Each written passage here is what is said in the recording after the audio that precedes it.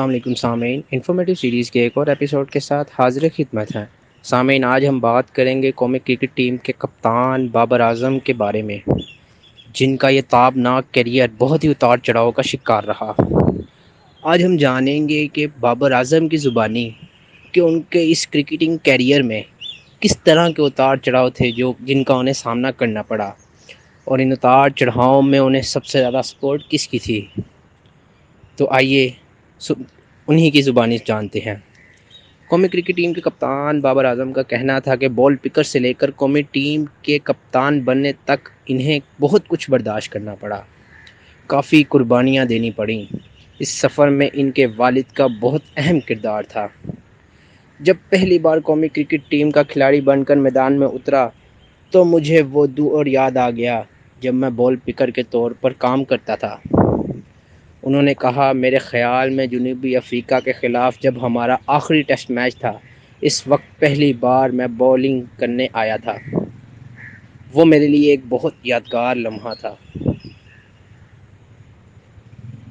اس وقت میری خواہش تھی کہ مجھے بھی پاکستان کرکٹ ٹیم میں کھیلنے کا موقع ملے، اور میں چاہتا تھا کہ میں انٹرنیشنل کھلاڑیوں کے خلاف کھیلوں۔ بس یہی نہیں، میں اور بھی بہت کچھ چاہتا تھا۔ میں نے اپنے شوق کے لیے بہت محنت کی اور دن رات محنت کی۔ انہوں نے بتایا کہ پاکستان میں ٹاپ پلیئرز انٹرنیشنل اکیڈمی جاتے تھے۔ میری بھی خواہش تھی کہ میں وہاں جاؤں، لیکن سلیکٹ نہیں ہو سکا۔ میں نے سوچا اس اکیڈمی میں داخل ہونے کے لیے بہترین پرفارمنس دینی پڑے گی، اور پھر کیا تھا کہ میں نے دن رات محنت کی، اور آج میں قومی کرکٹ ٹیم کا کپتان اسی محنت کی وجہ سے ہوں۔ ان کا مزید کہنا تھا کہ میں نے اکیڈمی جانے کے لیے بہت محنت کی، صبح 11 بجے جاتا تھا اور مغرب کے بعد گھر واپس آتا تھا۔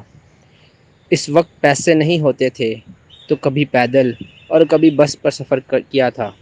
بابر اعظم نے کہا کہ جب پہلی بار انٹرنیشنل کرکٹ ٹیم میں شامل ہوتے ہیں تو مختلف احساس ہوتا ہے۔ لوگوں کی توقعات بڑھ جاتی ہیں، اپنے آپ کو منوانا ہوتا ہے، ٹیم میں لوگوں کے دل جیتنے ہوتے ہیں، اور بہت دباؤ ہوتا ہے۔ اس وقت سینئر پلیئرز سے مجھے مدد ملی۔ دیکھیں، بابر اعظم کا موازنہ تو وراٹ کوہلی سے کیا جاتا ہے، جو کہ اپنی ڈومین کے بہت ہی گریٹ بیٹسمین ہیں۔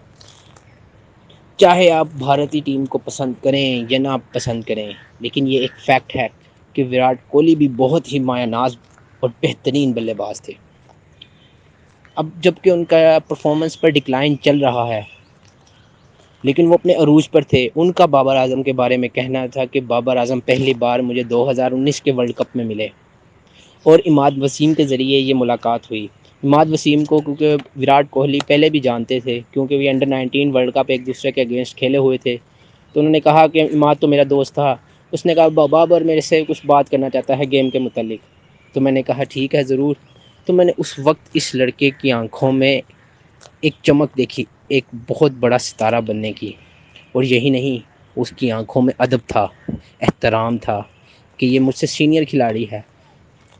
تو میں نے اس کو 2-4 چیزیں جو اس نے مجھ سے پوچھی، میں نے اس کو گائیڈ کیا اس بارے میں، اور پھر اس سال کے بعد بابر اعظم نے پھر شہرت کی بلندیوں کو چھوا، اور بابر اعظم سے میری دوسری ملاقات 2021 میں ہوئی، اور تب بابر اعظم ورلڈ کے نمبر 1 T20 بیٹسمین تھے اور ٹیسٹ رینکنگ میں نمبر 3 تھے۔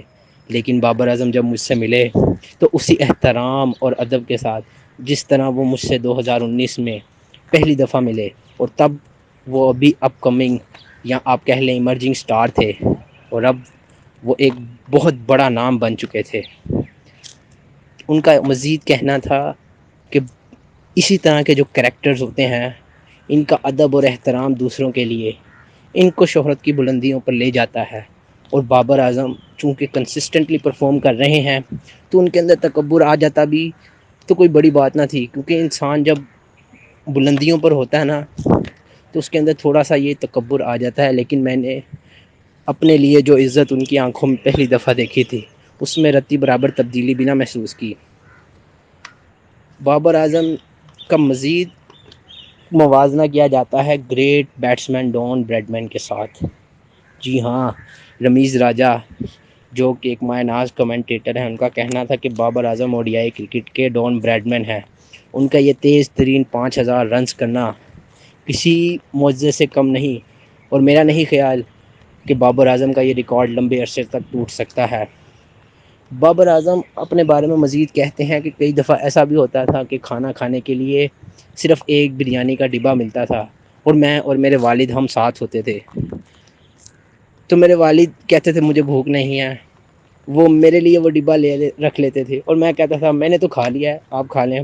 تو میں چھپ کے دیکھتا ہوتا تھا، میرے والد پھر بھی نہیں کھاتے تھے، وہ دیکھتے تھے۔ اور بابر اعظم کا مزید کہنا تھا کہ جب میں کچھ بھی نہ تھا تو مجھے جس نے کوچنگ دی اس شخص کا نام ماما جی تھا، وہ ان کے سب سے پہلے کوچ تھے۔ اور بابر اعظم کہتے ہیں کہ آج میں جو کچھ بھی ہوں، اللہ کے کرم اور اپنے ماں باپ کی دعاؤں کے بعد، ماما جی کی ٹریننگ اور اپنی محنت کی وجہ سے ہوں۔ وہ اپنی اصل کو نہیں بھولے، اسی لیے اللہ تعالیٰ نے انہیں بہت سی اور آگے کی اسی لیے اللہ تعالیٰ نے انہیں بہت ہی زیادہ نوازا ہے۔ بابر اعظم ایک نہایت ہمبل اور بہترین انسان بھی ہیں۔